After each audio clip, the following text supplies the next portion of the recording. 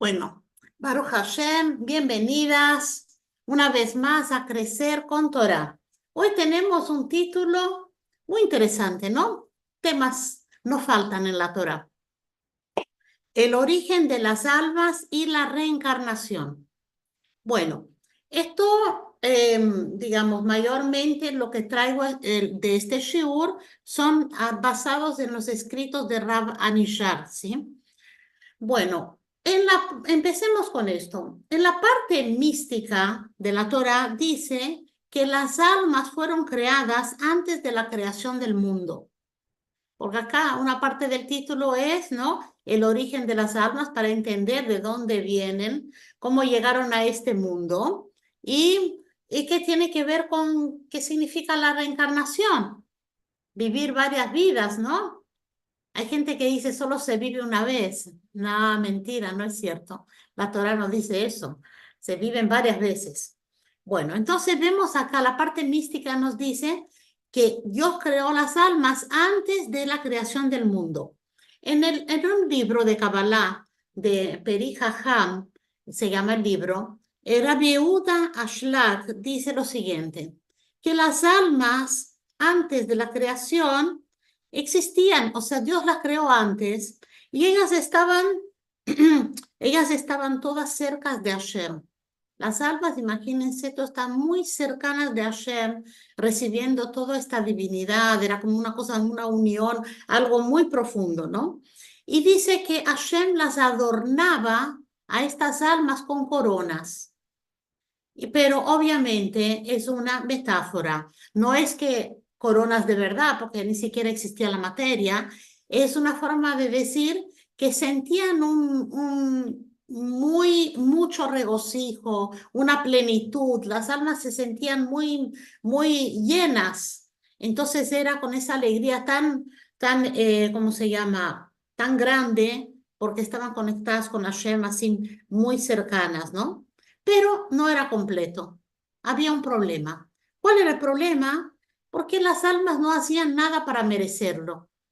Era como que era un regalo, estar ahí con Dios, estar con la plenitud, esa sensación de tranquilidad y paz total, pero no era una cosa que fue trabajada, simplemente fue un regalo. Y la Torah lo llama eso como un pan de la vergüenza. Es como un tipo tzedaká, como una limosna, como que, bueno, vos no hiciste nada para merecerlo, pero igual te lo doy, toma esta limosna, toma, yo te lo doy. Entonces, no había, cuando no hay trabajo, cuando no hay esfuerzo, sabemos que tampoco hay tanta satisfacción. Si una persona recibe todos los meses un dinero, bueno, se pone contento, recibe el dinero, pero otra cosa es si vos te esforzaste para eso, te sentís la satisfacción de aquello que vos te esforzaste, no es como un regalo, es diferente, ¿no? Entonces, pidieron las almas a Dios lo siguiente, pidieron que no queremos un pan de vergüenza, no queremos que sea una acá, queremos merecer eso. Entonces Hashem le preguntó a todas las almas, ¿quién quiere trabajar y quién quiere acá? Bueno, ¿qué ocurrió? Una parte de las almas dijeron, no, está muy bien así, estamos bien como está. Bueno, entonces Hashem le transformó a estas almas en ángeles. Esos son los ángeles. Otra parte dijo, no, nosotros queremos esforzarnos, no queremos ser acá, nosotros queremos sentir la satisfacción de esforzarse y de ganar una recompensa. Entonces Hashem los transformó, estas almas, en seres humanos.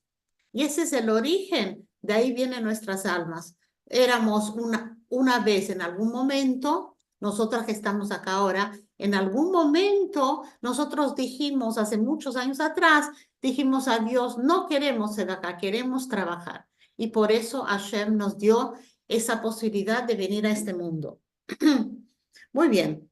Explica, Eraban Ishar explica lo siguiente, da un ejemplo muy interesante, dice, con un juego de fútbol, que los ángeles juegan al fútbol contra nadie. Imagínense un jugador de fútbol que está jugando contra el adversario, que no existe adversario. Vos estás solo en la cancha, no hay arquero del otro lado, y de vez en cuando metes un gol, pero, ok, está lindo meter el gol, pero ¿qué gracia tiene si no hay un arquero? No hay un desafío, no hay nada. Entonces los ángeles juegan al fútbol contra nadie. Entonces sí, meten el gol, pero tampoco hay mérito en meter ese gol. Y esto es así, el mundo angelical se maneja de esta manera. Vino el gran ángel, el ángel Mijael, que es el ministro espiritual de Israel y uno de los mayores, de los más grandes ángeles en el cielo, y le dijo a Dios: estoy dispuesto a renunciar a mi cargo. Es que él era un ángel muy importante. Estoy dispuesto a renunciar con tal de que me hagas un Yehudim y que yo pueda ponerme tzitzit y cumplir mitzvot. Y Dios le respondió a él: no, no, no, le dijo: no, ya está. Nosotros ya hicimos la división. Yo ya hice la pregunta. Entonces, ya está, te quedaste ahí como ángel. No hay manera de cambiar esto. Entonces, para las almas que querían un pan de dignidad, querían sentirse dignas de las brajot, de las cosas buenas, de estar cerca de divinidad, de conquistar paz y otras cosas así buenas, ¿no? A ella se le presentó un mundo que es el mundo como conocemos, ¿no? Donde hay que trabajar, un mundo materialista, un mundo que tiene tentaciones, estar dentro de un cuerpo lleno de deseos carnales, monetarios, etcétera, donde lo más placentero es lo más prohibido. Ese es el mundo que vivimos, ¿no? Donde hay un Yetzer Hará y también un mundo donde la presencia divina no es visible. Eso es por un lado. Por otro lado, también Hashem nos da un alma pura, nos da un Yetzer Tov. Yetzer Tov es la tendencia buena, positiva que uno tiene. Uno no tiene solo el Yetzer Hará, tiene el Yetzer Tov, la tendencia para bien y para mal. Entonces, y también nos da la Sagrada Torá, y con eso va a causar el equilibrio. Eso es muy importante, ese concepto, porque acá está el concepto del libre albedrío. Dios pone todos estos problemas por un lado, pero por otro lado nos pone todas la forma de sobrepasar todo esto, y de tal manera que queda una balanza, un equilibrio para que uno tenga libre albedrío. No es que estoy obligada a hacer lo malo ni obligada a hacer lo bueno, puedo elegir. En otras palabras, una persona que quiere ser ateo encontrará muchas pruebas y argumentos para eso. Él va a poder decir, argumentar: mira, yo soy ateo por esto, esto. Va a encontrar las pruebas. Una persona que quiere ser creyente también va a encontrar muchas pruebas para ser creyente. Pero Dios hizo el mundo de tal manera que ninguna de las dos posturas, ninguna de las dos alternativas será tajante. ¿Qué quiere decir? Ni una de las dos le va a ganar a la otra totalmente, porque puedo tener acá un debate de un ateo y un creyente. Cada uno va a exponer lo de él y realmente te puede convencer uno o te puede convencer el otro, pero no hay nada que es tan claro que es que uno gana al otro, no es claro. ¿Por qué? Para que no se rompa el equilibrio del libre albedrío. Porque si fuera algo muy obvio, entonces ya está, no hay libre albedrío. Si algo es obvio, entonces me voy para lo... Imagínense si Dios todos los días habla contigo, te muestra tu camino, te hace milagros. Entonces es obvio que existe un Dios. Ahí ya no hay más libre albedrío. Libre albedrío es cuando a veces se ve, a veces no se ve, a veces dudas, ¿no? A veces lo ves claro, a veces no ves nada. Ahí puedes tener la elección, libre elección. Entonces la persona tendrá que trabajar, esforzarse para tener el mérito del pan de la dignidad. Eso somos nosotros los seres humanos. Hashem creó la primera persona, se llamaba Adán, y si nosotros vemos, le llamó a Adán, el Adán, ¿no?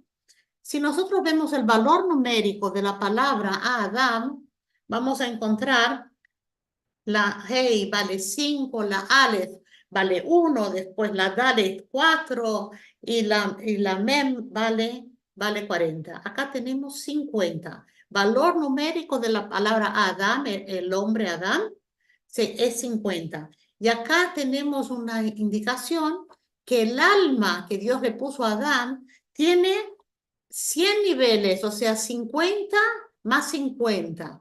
¿Cuáles son los 100 niveles? O sea, uno puede, con su esfuerzo, una persona puede llegar al nivel 50 de espiritualidad, de ser una persona más elevada, o uno puede llegar al 50 menos 50, que es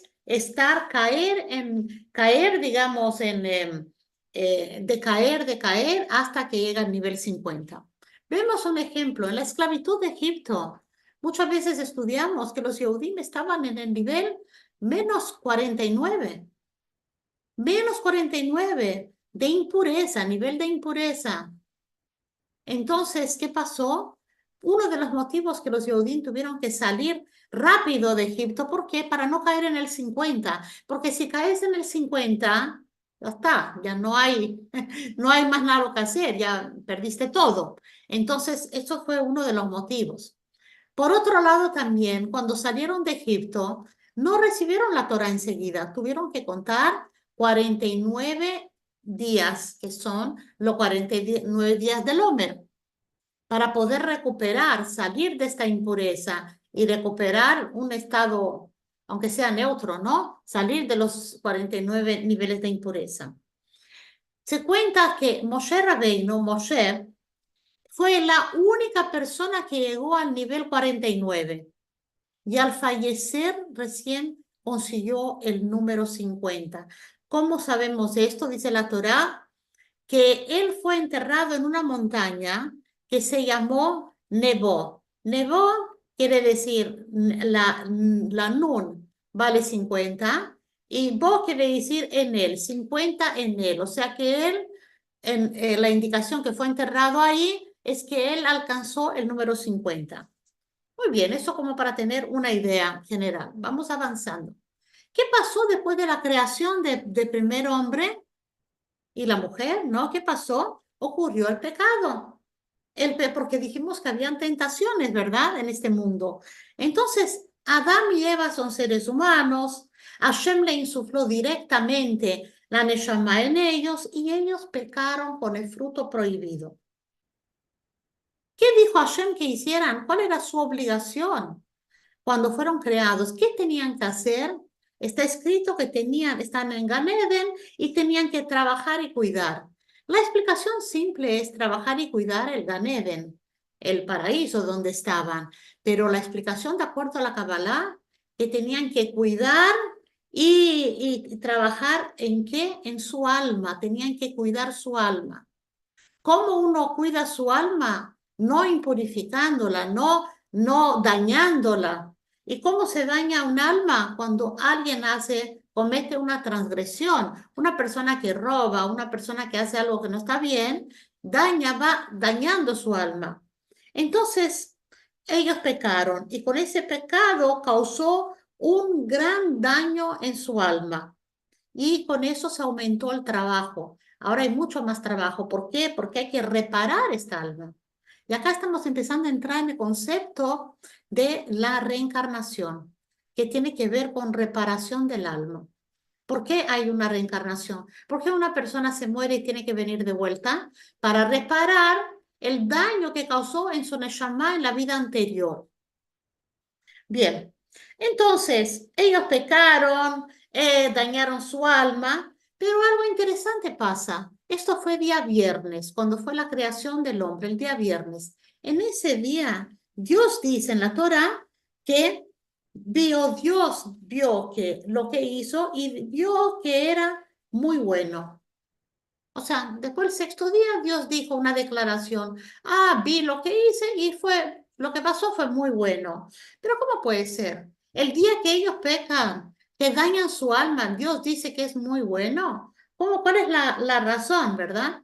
Y la razón es así, porque a más trabajo, más recompensa. Cayeron tan bajo, ahora van a poder subir más alto. Gracias a que cayeron tan bajo, van a poder subir mucho más alto. Y eso es lo que Dios dijo, va a ser bueno para el hombre final. Está bien, una persona que nunca hace nada equivocado, tiene una vida como así, plana, ¿no? Va subiendo de a poquito, pero una persona que se equivoca es como que la persona que se agacha para saltar. Se equivoca, baja y después cuando sube, sube mucho más alto.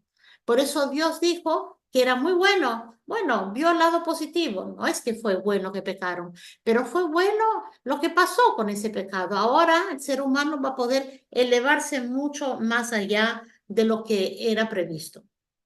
Dijo Rabbi Haim Vital, en nombre de la Arizal, un gran cabalista, dijo así, que después del pecado de Adán, ¿qué pasó con Adán? Él se quedó, o sea, después que falleció, él se quedó con 2% de su alma, 2% y 98% de su alma quedó en un tipo de depósito de almas para reparación. Imagínense ese concepto, ¿no? Su alma está dañada, entonces tiene que ser reparada. ¿Quién la va a reparar? El mismo que va a venir en otro cuerpo. O sea, ese porcentaje del 98% va a venir en otro cuerpo para ir reparando lo que pasó con su alma. Después de 1948 años, desde la creación, o sea, desde que Dios creó a Adán, ¿nació quién? Nació Abraham, Abraham Avino nació. ¿Quién descubrió a Shem, que fue monoteísta? Se recuerda Abraham, tanto hablamos de Abraham, y él pidió a Shem, quiero ser tu servidor, y quiero empezar un pueblo nuevo, y también quiero reparar el pecado de Adán. Y hoy no es el momento que vamos a hablar de eso, pero en algún momento, si quieren, lo podemos traer como Abraham fue la primera reencarnación de Adán. La primera, después hubieron otras. Entonces, como él reparó ya varios porcentajes, digamos, de lo que tenía que reparar de Adán. Entonces, normalmente, en el primer viaje de un alma, digamos, un alma nueva que viene por primera vez al mundo, como tarea general, tiene que reparar un poco del alma de Adán, los hombres, y las mujeres tienen que reparar el pecado de Java. Entonces, ¿por qué? Porque ellos tenían un alma general de todo el mundo, dentro de ellos tenían un pedacito de cada alma de cada persona. Y ellos, entonces, nosotros somos como una parte de ellos. Por eso, tarea general es reparar el pecado de Java y los hombres el pecado de Adán. Entonces, después de la primera vez cuando venimos al mundo, decimos, con el 100% de nuestra Neshama, porque venimos nuevitos, ¿no? Hoy en día el Rebbe dijo muchas veces y otros sadikim dijeron que casi no hay almas nuevas, casi no hay. Muy raro que venga un alma nueva, muy, muy esporádicamente. En general, somos todas almas que ya vinimos muchas veces. Entonces, la primera vez que uno viene con el 100% de su alma. Claro, es la primera vez. Después de ciertos años de vida, subimos ante el Creador para rendir cuentas. Y entonces, por ejemplo, ¿qué pasa? Una persona que hizo muchos actos buenos, pero también hizo cosas que no están bien. Vamos a suponer que 60% de sus acciones fueron positivas y buenas y tal. Bueno, estos 60% queda, queda en el Gan Eden disfrutando de su recompensa y esperando a ser unida otra vez con el restante de su Neshama. Queda en el Gan Eden. Los otros 40% que están dañados tienen que volver a la tierra. Entonces no es que vuelve el alma completa. La segunda vez ya vuelve solamente con el porcentaje que está dañado para poder ser reparado. Incluso en las palabras que vemos, tikkun, que es reparación, y la palabra tinok, que es bebé, entonces tenemos las mismas letras. Se escriben en hebreo, van a ver que son las mismas letras, tikkun y tinok. ¿Qué quiere decir? En el bebé está ahí como que la reparación y empieza a partir del bebé. Cuando nosotros terminamos el segundo viaje, se vuelve a evaluar esos 40%, que era la totalidad. La persona funcionaba con 40% de la Neshama, que se puede. Esta es otra cosa también para explicar en algún momento. Pero está con 40% de la Neshama inicial. Termina su vida, vuelve y se va a evaluar qué pasó, qué hiciste. Ponerle que la persona reparó la mitad, 20%. O sea, 50 de lo que vino. Sería 20, ¿no? 20 bien y 20 no bien. Esos 20 se unen a los 60 que ya estaban antes y quedan ahí esperando. Y los otros 20 que faltan reparar, espera para una tercera vez. Ese como que es el sistema. Por ejemplo, una persona que robó o que engañó monetariamente al prójimo. Esa mancha, esto que hizo, no se repara en Yom Kippur. Porque en Yom Kippur solo se reparan cosas con Dios. Esto es con el semejante. Si él no devolvió, no pidió perdón, no se arregló, entonces pasó la vida y no se arregló ese tema, tiene que volver al mundo. Tiene que volver al mundo. ¿Por qué? Porque tiene que devolver ese dinero a su dueño. Aunque él pueda elegir o no devolver, a veces Hashem hace cosas para que lo tenga que devolver forzosamente. Por ejemplo, puede pasar que, que esta persona perdió mucha plata en un negocio y no entiende cómo cometí ese error. No entiendo cómo cometí ese error. Bueno, porque fue el plan para que ese dinero que robaste en otra vida volviera a la persona o a sus descendientes, para que haya justicia. Otra cosa más, el rezo que nosotros hacemos y pedimos que Dios nos perdone, que decimos en Rosh Hashanah y en Kippur decimos que Hashem nos perdone porque robamos, mentimos, difamamos, está todo en plural. Y a veces uno dice, ¿por qué está en plural? Y aparte, otra pregunta, si yo no hice eso, yo nunca robé a nadie. ¿Cómo que qué sentido tiene yo en el templo decir, ay, perdóname que robé? Si no robé a nadie, sé que no robé a nadie. Es porque acá dice hay una explicación simple que muchos conocemos, es que hablamos por el pueblo entero, ¿sí? Pero hay una explicación cabalística que se refiere a nosotros mismos, porque cuando decimos mentimos, capaz que no mentimos en esta vida, pero capaz que en una vida anterior sí. Estamos pidiendo perdón para una vida anterior también, no solo en esta vida. Seguimos. ¿Cómo sabemos lo que venimos a reparar? ¿Cómo sabemos cuál es nuestra misión? Entonces hay dos indicativos, un indicativo positivo y uno negativo.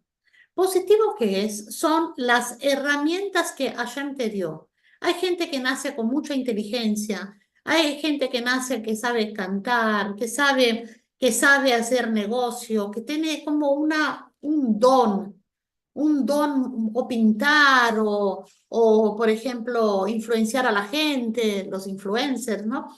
Entonces, esta persona tiene ese don, es la parte positiva. Por ejemplo, dando un ejemplo específico, una persona tiene el poder de convencimiento. O sea, cuando hablan, todos le creen. Ella consigue convencer a la gente, ¿no? ¿Y eso por qué es eso? Porque viene a la vida con esto, porque lo tiene que usar para el bien. ¿Por qué? Porque la vida anterior seguramente no lo usó para el bien. En la vida anterior lo habrá usado como para convencer a la gente para hacer cosas no buenas. Utilizó ese don para una cosa inapropiada. Tenía mucha inteligencia, pero con esa inteligencia planificó un robo, un asalto, matar a alguien con esa inteligencia. Tiene que ser inteligente para hacer eso. Entonces, en esta vida, ella nace con esa inteligencia para que en este momento lo utilice para bien. Una persona que tiene mucha facilidad en ganar plata, ella hace un negocio, hace otro y gana plata. Hay gente así que uno no entiende, pero a Hashem le da brajas y hace mucha plata. Bueno, esto puede ser un indicativo que esta persona en otra vida utilizó su plata para, digamos, fue muy egoísta, nunca compartió con los demás o utilizó para algo que no sea bueno y ahora tiene la posibilidad de hacerlo para bien.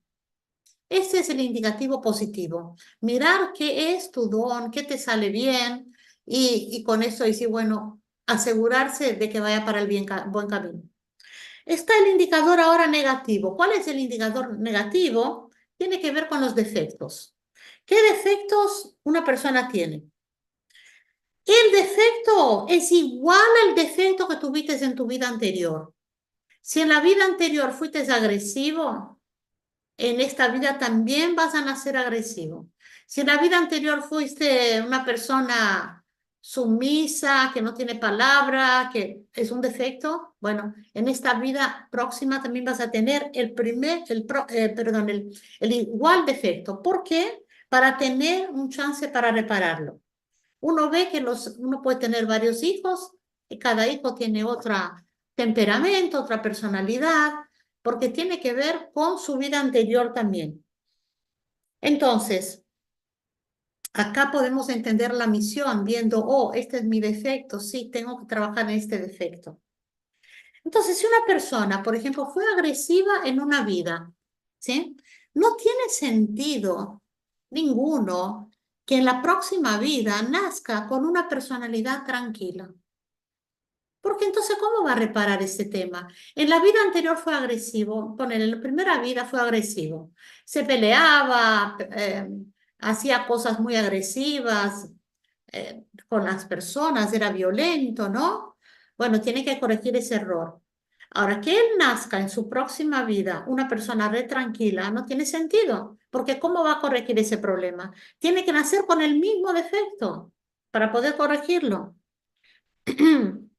Entonces, otro ejemplo, una persona que tiene la lengua de víbora. Una lengua de víbora que habla mal, hace cosas, intrigas, cosas así, una lengua muy fea, sí.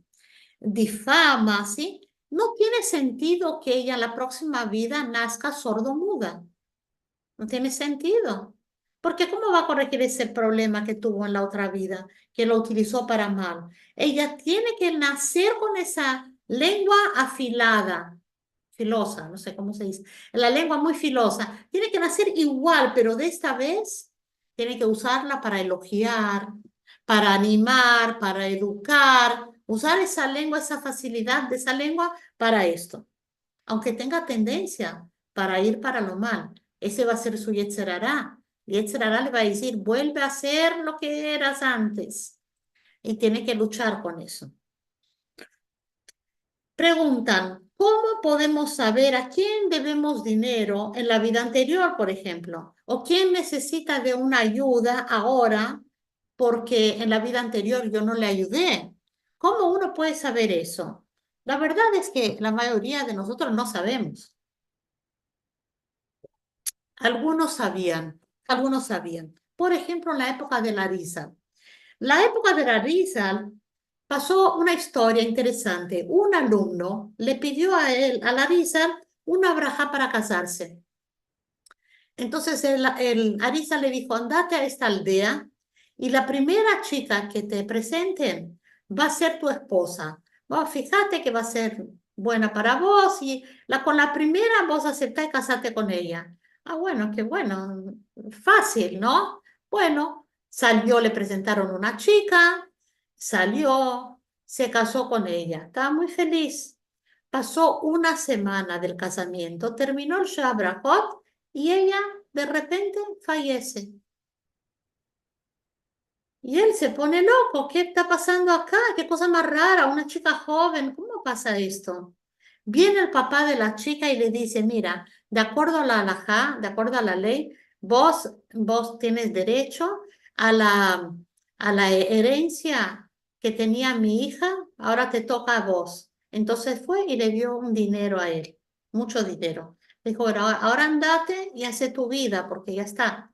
La hija ya falleció, no hay nada lo que hacer. Pero él vuelve muy mal a Larisa y le dice a Larisa, yo te pedí una braja para casarme, no para tener dinero. ¿Por qué me pasó esto? ¿Por qué me dijiste eso? Entonces Larisa le explicó lo siguiente, mira, yo te cuento una cosa.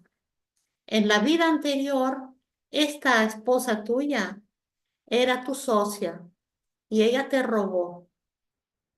Este dinero que te están dando ahora es exactamente el valor que ella te había robado en la vida anterior. Entonces, ella vino a este mundo para cumplir esta misión, devolverte el dinero. Ahora, como cumplió su misión, ella ya no está más en este mundo. El Arizal podía ver estas cosas. ¿Quién se anima a decir estas cosas hoy? Nadie, sería una locura. Pregunta el Talmud, ¿qué hace Hashem todos los días? Hashem hizo el mundo, lindo, recrea el mundo, ok, pero ¿a qué se dedica Dios todos los días? Muchas habrán escuchado esta frase, que Hashem se dedica a hacer parejas, ¿no? Parejas, shidduchim, eso muchos sabemos. Pero en la Kabbalah explica que no solamente shidduchim de pareja hombre y mujer, shidduchim parejas de reparación. ¿Qué significa? Que cuando yo me encuentro con alguien en el trabajo o la vecina que me conocí o cualquier persona que cruce en mi vida, es una pareja. Pareja no es solo el que está casado, pareja son dos personas. Entonces, esta persona es una pareja de reparación. Con ella tengo que reparar algo. Tengo que pensar qué puedo reparar acá. A veces sí, a veces no, pero Dios se dedica a preparar esas parejas de reparación. ¿Qué significa eso? Que Dios organiza esos encuentros.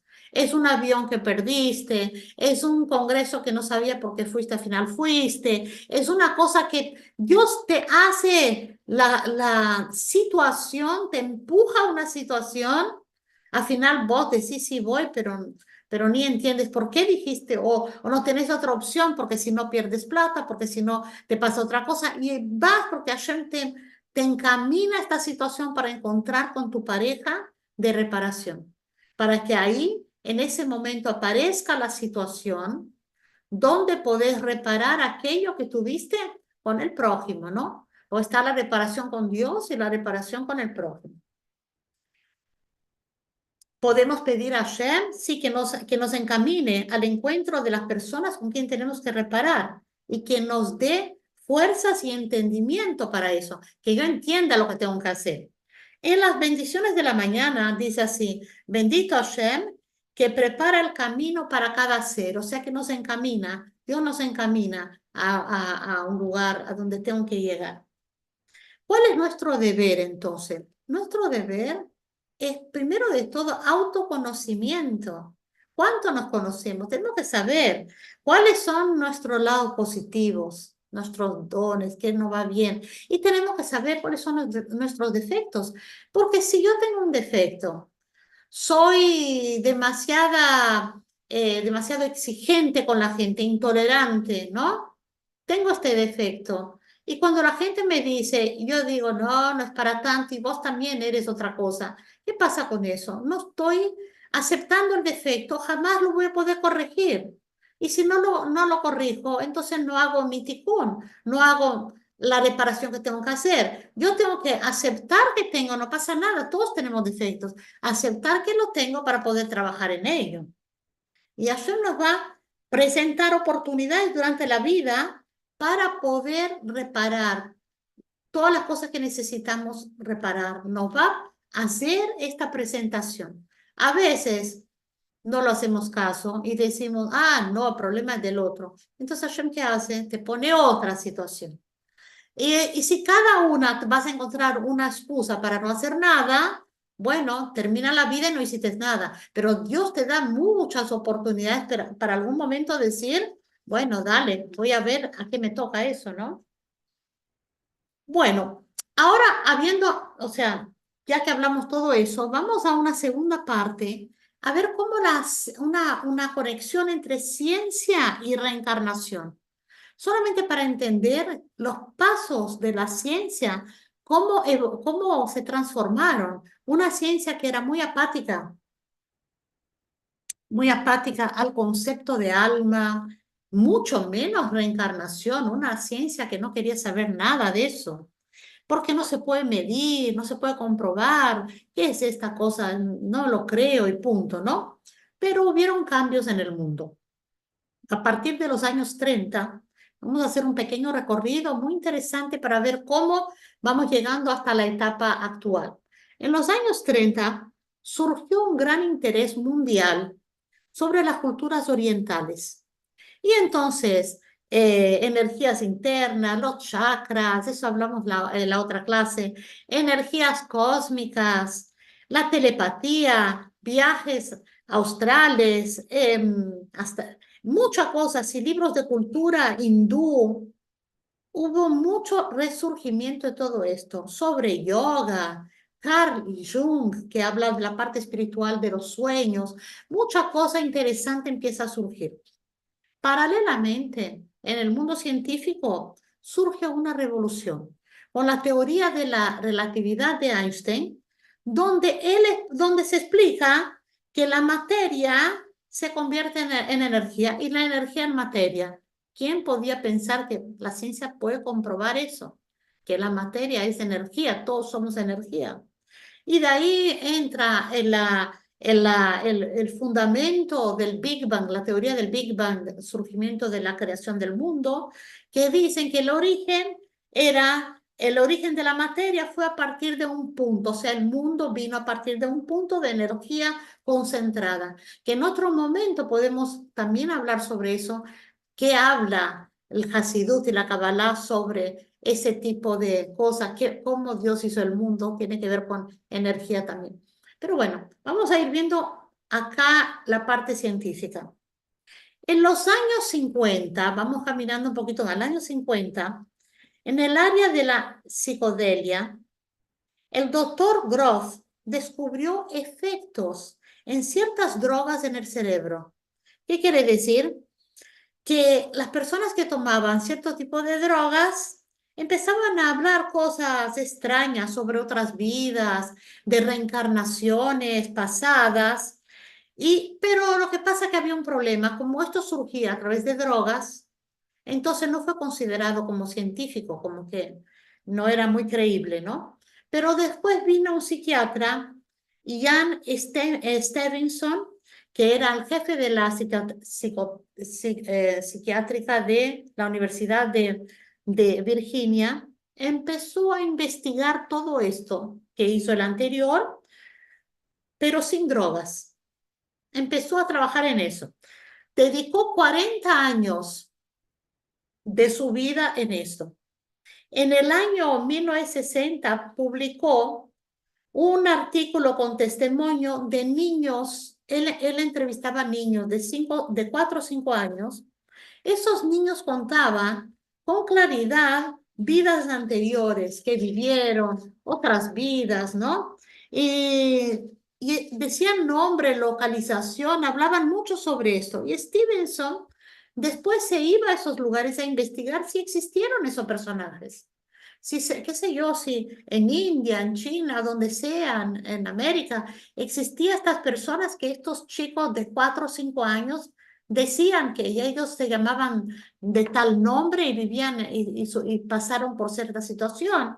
Y entonces él comprobó que muchas de esas historias eran reales y no había cómo que un chico supiera esas cosas, ¿no? Y entonces él publicó esos libros, o sea, estas historias en un libro. El libro fue publicado en 1997, se llama Reencarnación y Biología, donde él cuenta 210 casos reales documentados de estos niños que contaban sus vidas anteriores. Lo interesante es que él no trabajaba con drogas, ni con hipnosis, ni regresiones, solamente con esos chicos. Y él también decía que las manchas, cicatrices que uno tiene de nacimiento, tienen que ver con la vida anterior de la persona. Eso decía él. Seguimos un poquito. En la área de la psicología, mediante las regresiones hipnóticas, no sé si escucharon hablar de eso, hipnosis con regresión, uno va pensando su pasado, todo esto es para una terapia, ¿no? De sanación, de traumas. Bueno, entonces estuvo el psicólogo Mori Bernstein, que publicó en el año 1953 un libro re interesante que se llama Tras las huellas de Bradley Murphy. ¿Qué es eso? ¿Quién es esa persona? Él hizo con una sesión con una paciente que se llamaba Ruth Simons. Ella, en una sesión simple de hipnosis, que hoy en día también hay sesiones de hipnosis, fue regresando hacia su niñez porque quería encontrar detalles de su personalidad, del trauma de su niñez. En hipnosis fue yendo hasta su niñez. Ella consiguió cruzar la barrera del nacimiento. O sea, ella consiguió ir antes que naciera, llegó antes que naciera. Y en ese momento empezó a hablar con un acento irlandés. Y ella dijo que su nombre era Bradley Murphy y era otra persona que vivía otra vida, etcétera, etcétera. Y eso lo asombró muchísimo al psicólogo que llamó a testigos en otro día, le hizo de vuelta la sesión con hipnosis para que pudieran documentar esto bajo testigos, ¿no? Y en base a eso publicó este libro contando todo lo que pasó. Él investigó esa historia de quién es esa persona, Murphy, y encontró que es una historia verdadera, que existe tal persona y que existió esa historia y etc. Ese camino que inició Bernstein abrió camino para otros médicos, y en especial para el doctor Brian Weiss, que director general del Hospital Monte Sinai en Miami, que se especializó en regresión hipnótica. ¿Para qué? Porque para ayudar a sus pacientes con traumas. Muy bien, entonces él descubrió en esas sesiones que, por ejemplo, una persona que sufría de claustrofobia se resultó que había sido prisionero en una vida anterior. Después resultó que personas que tenían, una persona tenía un temor inexplicable a volar en avión, era que en otra vida había fallecido en un accidente de avión. También descubrió que una persona que se quejaba de un punto específico en la espalda, que fue a todos los médicos y no encontraban todos los estudios y no encontraban la razón de tener ese dolor en la espalda, esa cosa que se quejaba, y a través de esta regresión hipnótica, él contó que fue apuñalado y justamente en ese lugar que le dolía. En otra vida fue apuñalado. Y era lo que sobró de ese incidente. Brian tardó 8 años a publicar sus descubiertas porque él era una persona atea. No creía en Dios, no creía en alma ni en reencarnación, pero a poco fue cambiando. Después de tantas cosas, sí, fue cambiando, porque no puede ser que esto es inexplicable, no hay otra manera de explicar. En 1988 publicó un libro que se llama Muchas vidas, muchos sabios, que se transformó en un bestseller. Y todos estos descubrimientos que mencioné, solo algunos, ¿no? Muchos de esos descubrimientos lo que hacen es confirmar y avalar todo lo que está escrito en nuestras escrituras, en el Talmud y en el Zohar. Dice la Torá, en el libro Torat Natán, dice que son enseñanzas de la Rizal a su alumno Rabbi Haim Vital. O sea, es un libro donde leemos así enseñanzas que la Rizal le dio a su alumno. En ese libro está escrito que la Rizal le explicaba a su alumno que las cortaduras que él sufría constantemente con cuchillos parece que se lastimaba mucho con los cuchillos. Y los miedos que él tenía a aguas abundantes, cuando veía abundantes aguas, le daba mucho miedo. Él le explicó que no te preocupes porque eso tiene que ver por vidas anteriores. Y eso tuvo un gran impacto a Rab Chaim Vital, lo que dijo el Arizal. También Rab Chaim Vital relata en el libro Shara Gilgulim que varias veces caminaba, él dice que varias veces caminaba con mi maestro, el Arizal, y a veces él me decía, ¿sabes fulano que falleció? Él fue la reencarnación de otra persona que hizo tal y tal cosa. Y él ni le conocía, ni le conocía ni a la persona ni al otro. Pero él hablaba así porque él sabía, él tenía esa visión, era una persona muy, muy especial y todo esto. La pregunta acá es esta, ¿existe posibilidad que una persona sepa quién fue en una vida anterior? A toda la pregunta, ¿hay posibilidad? Una persona simple, común, como cualquiera de nosotras, sepa eso. Sí, hay una posibilidad, pero tiene que haber un altísimo nivel de conexión con tu alma para poder saber y sentir, intuir que vos eres la reencarnación de X persona, ¿verdad?